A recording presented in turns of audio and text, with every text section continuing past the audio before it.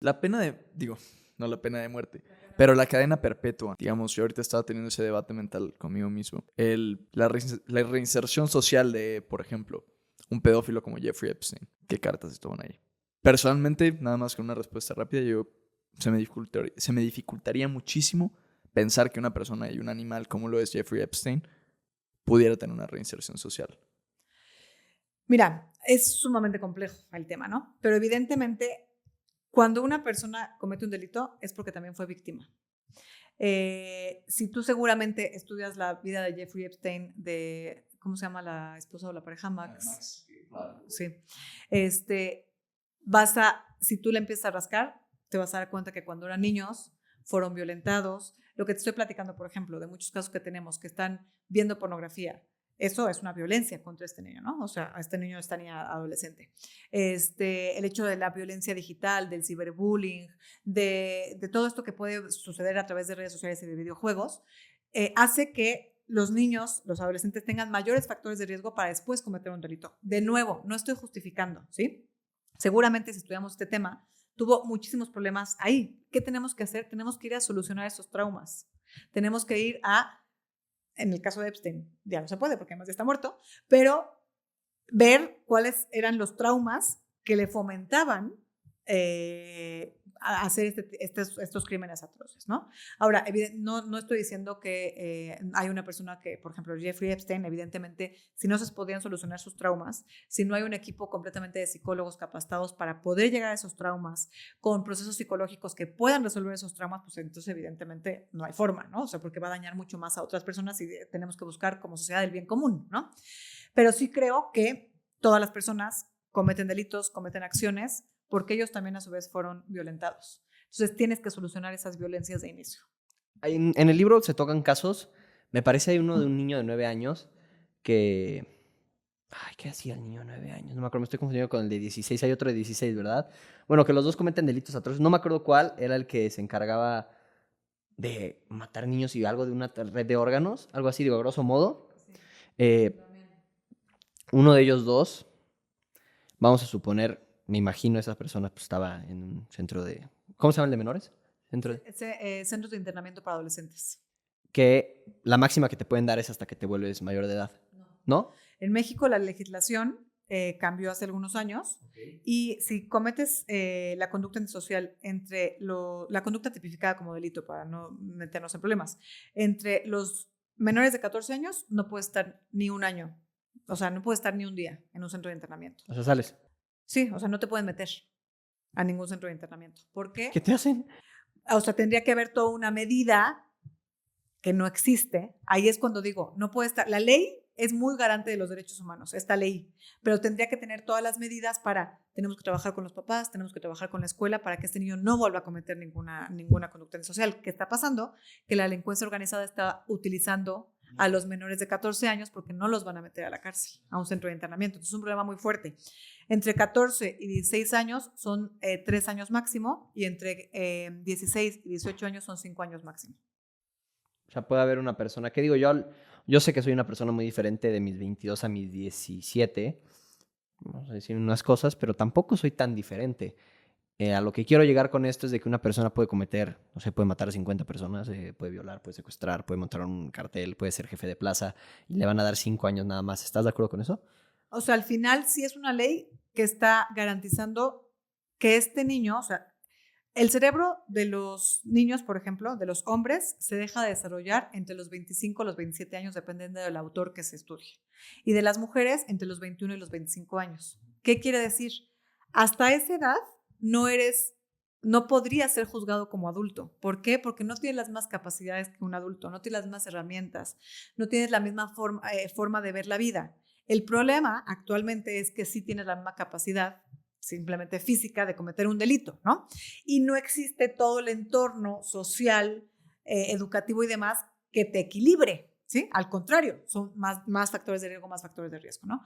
Entonces, yo evidentemente estoy de acuerdo con la ley, pero tendría que haber, repito, tendría que haber todo un sistema alrededor que logre que ese niño si cometió esa conducta tipificada como delito, que se le trate, aunque no sea dentro de un centro de internamiento, que se le trate completamente psicológicamente, de forma escolar, de forma familiar, a la familia, para aumentar sus factores protectores, disminuir sus factores de riesgo y que no vuelva a cometerlo. Mercedes, tal vez siendo... tratando de ver el mundo blanco-negro, que tal vez muchas veces no es la solución, te voy a hacer una pregunta. Vamos a tratar de ponerte en jaque. Vamos a suponer, las cifras que tiene El Salvador, me parece, se volvieron el país más seguro de América Latina, de ser el más inseguro. Yo sé que, dejando de lado el tema de los derechos humanos, a ti si te dijeran, hoy tienes el poder de decisión que en México atraviesa un proceso como el de El Salvador, resulte como en el de El Salvador, megacárceles, personas con 300, 500 años de bote, pero México se va a convertir en el país más seguro de América Latina. Pero va a haber todas esas vulneraciones a los derechos humanos, que no estás a favor, obviamente. ¿Qué decides? Que no. ¿Que no? No. Wow. ¿No? Wow, No. ok. Te digo por qué. O sea, nosotros siempre vemos, y ahí se me está olvidando el nombre de quién lo escribió, The Outsiders. Bueno, pero habla como de dos sociedades completamente polarizadas que ve a los outsiders, que son los otros, los malos, los que hacen las cosas mal, y yo de este lado que estoy bien, bla, bla, bla. Siempre creemos que es así, ¿no? Pero en un gobierno en el que se violentan los derechos humanos, la persona que está de este lado, la persona buena, es mi teléfono, la persona buena, la persona que cumple con la ley, bla, bla, bla, puede en cualquier momento ser juzgada como de este lado, ¿me explico? O sea, al final tú lo estás viendo de este lado como si tú siempre fueras a estar del lado de los buenos, de los que no nos van a juzgar, bla, bla, bla. Pero como se están violentando todos los derechos humanos, a ti te pueden igual violentar tus derechos humanos, quitarte todos los derechos y ser ahora de ellos, ¿me explico? O sea, nadie te está garantizando, cuando se violentan los derechos humanos, ya no hay garantía de que ningún ciudadano vaya a ser juzgado correctamente. Qué duro, es que en México, México no se respetan ni los derechos humanos, ni se juzga a los criminales bien, y hay inocentes en la cárcel, y los delincuentes están en las calles, y es como todo a la inversa, y muchas veces nuestros políticos atacan no, es que hay que defender los derechos humanos. Digo, yo sé que no lo hacen tal vez un discurso político que les funciona, pero es que me cuesta trabajo creer que yo tomaría la otra opción, la de... Y justamente es complicado porque creo, como católicos, Ujú. los medios no justifican El medio no el justifica fin. el fin, ¿no? Entonces, justamente cuando te pones a analizar, es complicado porque yo justamente pienso igual que tú, ¿no? Tomar la opción de, pues, resolver el problema, incluso que los medios no sean los adecuados, pero pues sí, como católico creo que los medios no justifican el fin. Y que al final, lo que estamos intentando hacer es dar soluciones que no son reales, ¿no? Eso no va a suceder, ¿no? ¿Por qué? Porque podríamos volvernos, como El Salvador, el más seguro durante cierto número de años. Después eso se va a revertir, sí o sí. Pues se disfrutaron esos años, ¿no? Sí, pero al final violentas derechos humanos de personas que pueden ser inocentes o de personas que son culpables, pero que tienen la misma dignidad humana. Es que hay algo que dijiste que se van a revertir, y yo estaba pensando, se revierten, y estaba pensando en diferentes periodos alrededor de la historia en los cuales haya entrado ¿cómo se llama? Dictador, un régimen, algo que haya sido muy autoritario, prohibiendo ciertas cosas. Se me ocurre la Alemania nazi con Adolf Hitler. Que prohibió los brothels, que son los lugares donde puedes burdeles, tener quemó sexo, los burdeles, libros sí. transexuales. Bueno, hizo muchas cosas, muchas de las cuales estoy de acuerdo, muchas otras que no, También. pero en eso estoy de acuerdo. Cayó el régimen, y creo que cualquier persona que vaya a Alemania hoy se puede dar cuenta que es un país muy diferente al de hace 70 años, pero esa es otra historia. El chiste es que sí, cayó el régimen porque lo quitaron. Franco, lo quitaron. ¿Quién más se me puede ocurrir? Nicolás Maduro, lo quitaron, su régimen, lo quitaron. Entonces, sí, se caen, se revierten esas políticas, pero es porque te quitan, no porque se caigan en sí o sea, no porque las políticas sean débiles, ¿no? No sé es decir, si quitar a Bukele y caen esas... caerían, pero si no quitan a Bukele no van a caer. ¿O qué crees que pase? ¿Sí crees que caigan? En algún momento va a caer. Pero cuando se vaya Bukele. Sí, o sea, yo no sé decirte cuándo, pero al final, por ejemplo, en España, que se prohibió la religión, que se prohibía todo lo que no tuviera que ver con la religión, bla, bla, después fue completamente al revés. O sea, hay muchísimos más anticatólicos, odian la religión, bla, bla, por todo lo que se hizo con Franco, ¿me explico? O sea, al final sí creo que si te vas a cualquiera de los dos extremos, en cuanto ese extremo caiga, el otro extremo va a subir.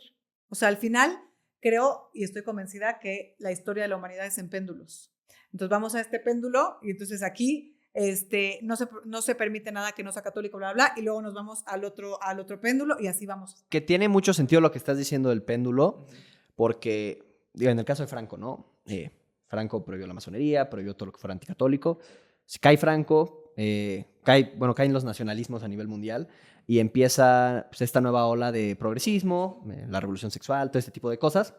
Y empieza un libertinaje, tal vez, y ese libertinaje Dios no está en la ecuación, y empiezan a haber cada vez generaciones más ateas. Pero ¿qué pasa? La generación Z es la generación más católica. Exacto. De las últimas, no sé cuáles, no sé si en cuántas, pero la generación Z, nuestra generación, es la más católica.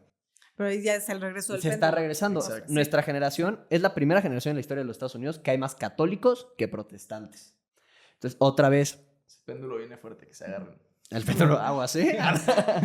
Entonces, sí, se me hace... Digo, eso de los péndulos no lo había... esa teoría de quién es, o tú lo... No, o sea, se habla mucho en general del péndulo, de la vida en péndulo. Y, por ejemplo, también en lo digital es